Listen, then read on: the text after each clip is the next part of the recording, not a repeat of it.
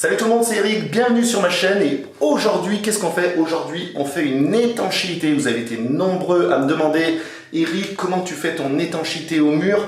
Et bien là, je vais vraiment te montrer de A à Z comment on l'a fait pour que tu ne poses plus aucune question dans les commentaires, que tu te dises, bon ben là, il n'y a plus qu'à quoi. On pose pas n'importe quel produit, on pose l'Aquamaster chez Litocol. Il a une petite particularité, c'est qu'il se pose sans bande de pontage. On commence par cacher le bac du plombier. On va venir mettre un petit scotch, on va venir mettre une petite protection. Il a oublié de faire le joint étanche, le plombier, donc nous on repasse quand même derrière. Voilà, je vais faire un joint carrément en APU, je vais pas faire un silicone, je vais faire un joint collage et étanche. Et là au moins on est sûr qu'on est sur quelque chose de qualitatif. Quand le joint est fait, qu'est-ce que tu fais par la suite? Eh ben tu vas boire un verre d'eau. Tiens. Maintenant, qu'est-ce que tu vas faire? Tu vas venir passer la première passe. Mais avant, tu vas venir dépoussiérer. Tu passes un petit coup de chiffon humide la veille, tu nettoies bien. Ou un petit coup d'aspirateur, un coup de balayette, t'enlèves tout. Un coup de souffleur, comme tu veux. Mais il faut que ton support il soit propre. Donc pour commencer, tu vas venir diluer le produit à 10%. Pourquoi? Parce que ça va te faire office de primaire et ça va favoriser l'accroche. Alors tu vois à la base, regarde, c'est un produit qui est quand même assez crémeux. Moi j'ai mis environ 1,5 litre, j'avais regardé, je m'étais fait un petit repère. Et justement, le verre d'eau, il sert pas à rien. Il n'y a plus qu'à touiller.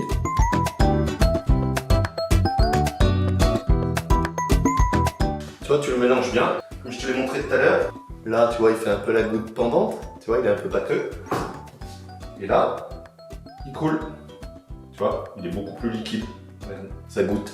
Bon, du coup, j'en ai profité pour mettre un scotch, tu vois, le long de la paroi qu'il y aura. Parce que vu qu'on va pas faïencer partout, faut pas que ton produit déborde de l'autre côté et que la cliente, les clients, quand ils vont faire leur peinture, ou le peintre, ils viennent se faire flic à poncer, à arracher le produit, tu vois. Petite précision aussi, l'Aquamaster, il est classé A+, donc pas de dégagement nocif en extérieur, pas d'odeur. Tu peux le mettre en intérieur, en extérieur, dans les piscines. Il a un coefficient 4 pour te dire qu'il a une élasticité qui est énorme et vraiment au final ça te fait vraiment comme un liner quoi. C'est vraiment un truc super performant. Et avant de commencer, je mets les petits gants. On commence par qui?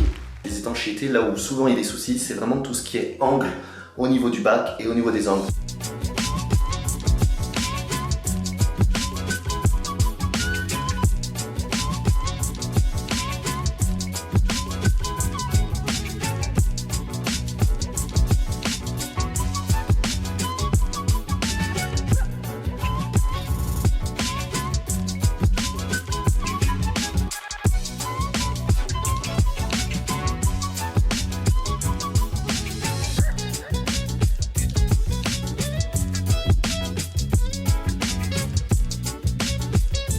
Donc là tu vois la première passe elle est terminée. Donc là tu laisses sécher 30 minutes. Ensuite eh ben, tu passes à ça. Alors là tu prends vraiment ton pot d'origine. Tu trempes le pinceau et on commence par quoi? On commence par le réchampi.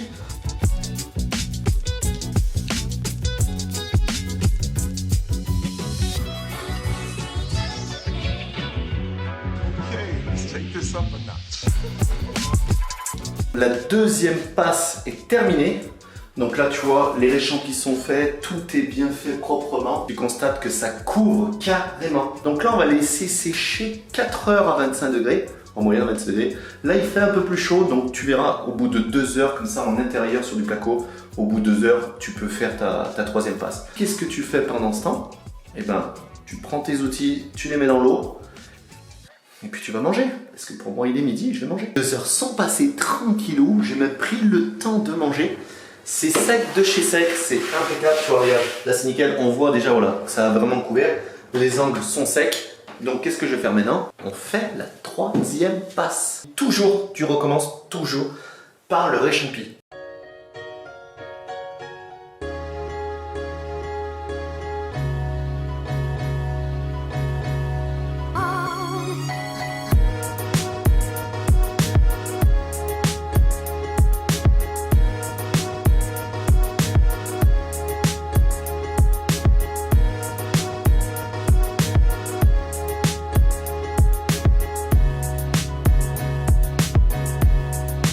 C'est très simple à mettre en pratique. Moi, ce que je fais quand même, c'est quand j'ai fini, je vais enlever le scotch Parce que si tu attends que ce soit trop sec, tu vas arracher ton produit. Et donc là, tu vois, une fois que c'est enlevé, les scotch et tout, et ben je vais pouvoir carreler. Et là, on sera sur une étanchéité parfaite.